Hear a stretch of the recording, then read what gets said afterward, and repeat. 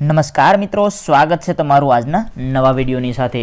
તો મિત્રો આજના આ વિડીયોમાં આપણે ટોપ 10 પ્રશ્નો જોવાના છીએ। અગાઉ પણ ઘણા બધા વિડીયોઝ આવી ગયેલા છે, તે નથી જોયા તો તે પણ જરૂર જોઈ લેજો। એવું લાગે તો એક બે વખત રિવિઝન કરી લેજો, કેમ કે તમારા માટે તે બધા પ્રશ્નો આઈએમપી છે। અને એપ્લિકેશનની અંદર પણ આપણે આ પ્રશ્નો છે તેની ફ્રી ટેસ્ટ પણ આપેલી છે, તે પણ આપી દેજો। અને એપ્લિકેશનની અંદર કોર્સ મૂકેલો છે, તેની અંદર પણ તમને ઘણા બધા પ્રશ્નો મળી જશે। જો તમારે હવે કોર્સ લેવો હોય તો 800 રૂપિયા નથી ભરવાના, પણ માત્ર તમને 555 રૂપિયામાં છે તે કોર્સ મળી જાય છે। તમારા માટે છે તે 250 રૂપિયા ઓફ છે।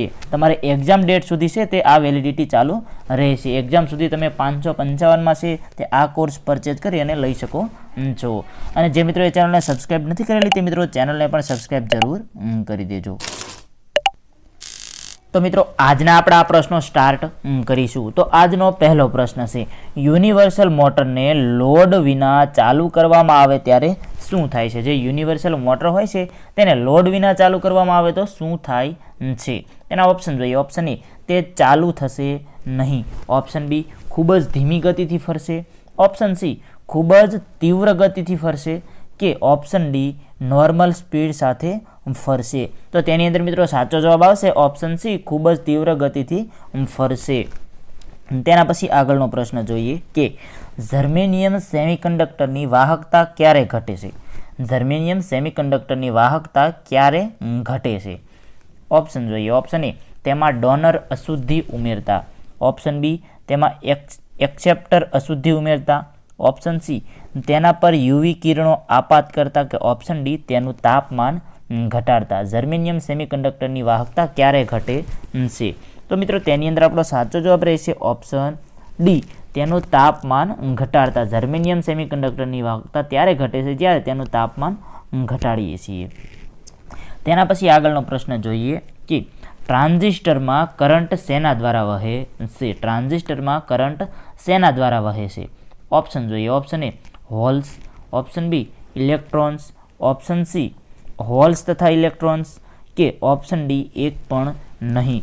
તો મિત્રો તેની અંદર સાચો જવાબ રહેશે ઓપ્શન સી, હોલ્સ તથા ઇલેક્ટ્રોન્સ। ટ્રાન્ઝિસ્ટરમાં કરંટ છે તે હોલ્સ તથા ઇલેક્ટ્રોન્સ દ્વારા વહન કરે છે।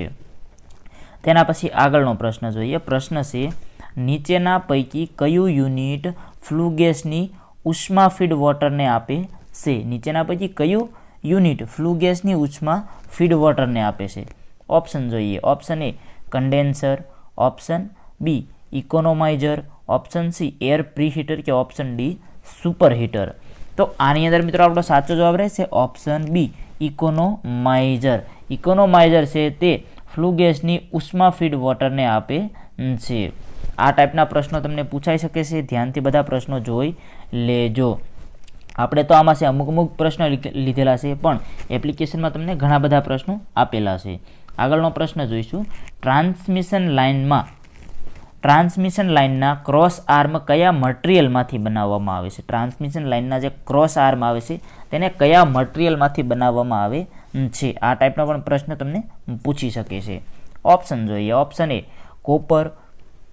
Option B, aluminium. Option C, galvanised iron. કે ઓપ્શન સી, આરસીસી। ટ્રાન્સમિશન લાઇનના જે ક્રોસ આર્મ આવશે તે કયા મટીરિયલમાંથી બનાવવામાં આવે છે? તો તેની અંદર મિત્રો સાચો જવાબ રહેશે option C, galvanised iron. Transmission લાઇનના જે ક્રોસ આર્મ આવે છે તેને આપણે ગેલ્વેનાઇઝ્ડ આયર્નમાંથી બનાવવામાં આવે છે।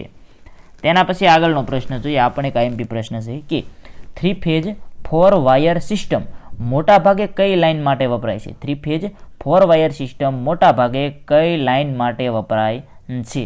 ઓપ્શન જોઈએ। Option A, primary transmission. Option B, secondary transmission. Option C, primary distribution. કે ઓપ્શન ડી, સેકન્ડરી ડિસ્ટ્રીબ્યુશન।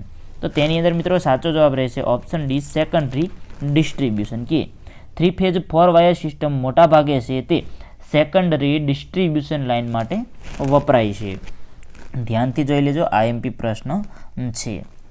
તેના પછી હવે આગળનો પ્રશ્ન જોઈએ। સર્કિટ બ્રેકર નોર્મલી ક્યારે ઓપરેટ થાય છે?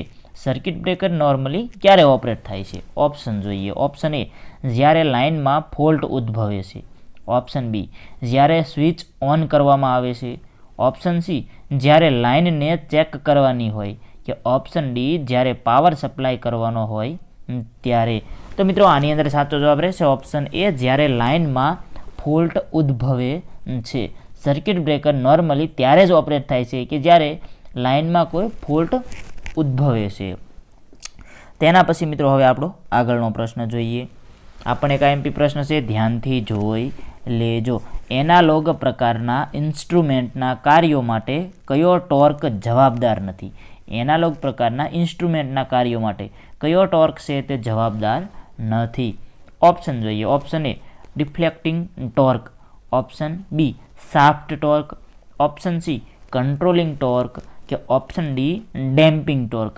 આ એક આઈએમપી પ્રશ્ન છે, ધ્યાનથી જોઈ લેજો, કેમ કે ઇન્સ્ટ્રુમેન્ટને લગતા પ્રશ્નો તમને પૂછી શકે છે. તે કોઈ ઇન્સ્ટ્રુમેન્ટ દર્શાવેલું હશે એટલે કે તેની આકૃતિ અથવા તો સિમ્બોલ દર્શાવેલો હશે તેમાંથી પણ પૂછી શકે છે અને આ ટાઈપને પણ પૂછી શકે છે. મોટા ભાગે તો તમને છે તે આકૃતિ અને સિમ્બોલવાળા પ્રશ્નો આવા ઇન્સ્ટ્રુમેન્ટના હશે તે વધારે હશે, કેમ કે કોઈ સિમ્બોલ અથવા આકૃતિ આપેલી હશે પછી તેને જણાવશે કે આને શું કહેવાય અથવા તો આનો ઉપયોગ શું થાય, એવા અલગ અલગ પ્રશ્નો આવશે. એટલે એવા પ્રશ્નો ઉપર થોડું વધારે ફોકસ કરજો. તો મિત્રો આ પ્રશ્નની અંદર આપણો સાચો જવાબ રહેશે option B shaft torque. Analogue પ્રકારના ઇન્સ્ટ્રુમેન્ટના કાર્યો માટે છે તે શાફ્ટ ટોર્ક જવાબદાર નથી. તેના પછી આગળનો પ્રશ્ન જોઈએ કે ફ્યુઝનું મુખ્ય કાર્ય. આવો બેઝિક પ્રશ્ન પણ તમને પૂછી શકે છે. આ પ્રશ્ન છે તે અગાઉ એક્ઝામ્સમાં પૂછાઈ ગયેલો છે, એટલા માટે ધ્યાનથી જોઈ લેજો, તમને આવો પ્રશ્ન પણ પૂછી શકે છે. તમારે ઘણા બધા પ્રશ્નો ડિફિકલ્ટ હશે પણ ઘણા બધા પ્રશ્નો એવા પણ હશે જે સિમ્પલ હશે, એટલા માટે આવા પ્રશ્નો પણ તમારે જોવા જોઈએ, કેમ કે જે સિમ્પલ પ્રશ્નો હોય તેના માર્ક આપણે જવા જોઈએ નહીં. ફ્યુઝનું મુખ્ય કાર્ય. ઓપ્શન જોઈએ. ઓપ્શન એ સર્કિટને ચાલુ કરવી તેમજ બંધ કરવી. ઓપ્શન બી ઓવરલોડ વખતે વધારે કરંટ પસાર થાય ત્યારે પીગળી જઈ સર્કિટને ઓપન કરવી. ઓપ્શન સી અર્થ ફોલ્ટ સમયે સર્કિટને ક્લોઝ કરવી. કે ઓપ્શન ડી એ અથવા બી. તો આની અંદર મિત્રો આપણો સાચો જવાબ છે તે રહેશે ઓપ્શન બી, કે ઓવરલોડ વખતે વધારે કરંટ પસાર થાય ત્યારે પીગળી જઈને સર્કિટને ઓપન કરી દેશે, જે ફ્યુઝનું મુખ્ય કાર્ય છે. તેના પછી મિત્રો આપણો આગળનો પ્રશ્ન જોઈએ. પ્રશ્ન છે કે ઇલ્યુમિનેશનનો એકમ કયો છે?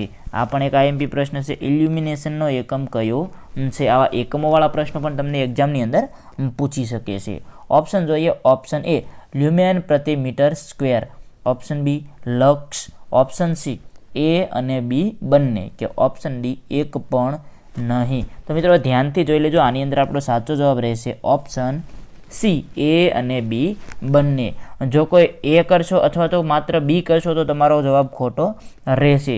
આ બે જો ઓપ્શન આપેલા હશે તો તમારે એ અને બી બંને આવશે, કેમ કે ઇલ્યુમિનેશનનો એકમ છે તે લ્યુમેન પ્રતિ મીટર સ્ક્વેર અને લક્સ આ બંને છે. એટલે ધ્યાનથી આવા પ્રશ્નો જોઈ લેજો, એક્ઝામની અંદર આવા જ પ્રશ્નો તમને પૂછી શકે છે. તો મિત્રો આપણા ટોપ 10 પ્રશ્નો છે તે અહીંયા પૂરા થશે. અને જે મિત્રોએ કોર્સ નથી લીધો તે મિત્રોને માત્ર 555 રૂપિયામાં છે તે ફૂલ કોર્સ મળી જાય છે. એપ્લિકેશનની અંદરથી તમે લઈ શકો છો, ત્યાંથી તમે લઈ લેજો. તો આજનો આ વિડીયો પસંદ આવ્યો તો લાઇક કરજો. જે મિત્રોએ ચેનલને સબસ્ક્રાઈબ નથી કરેલી તે મિત્રો ચેનલને પણ સબસ્ક્રાઈબ જરૂર કરી દેજો. ધન્યવાદ.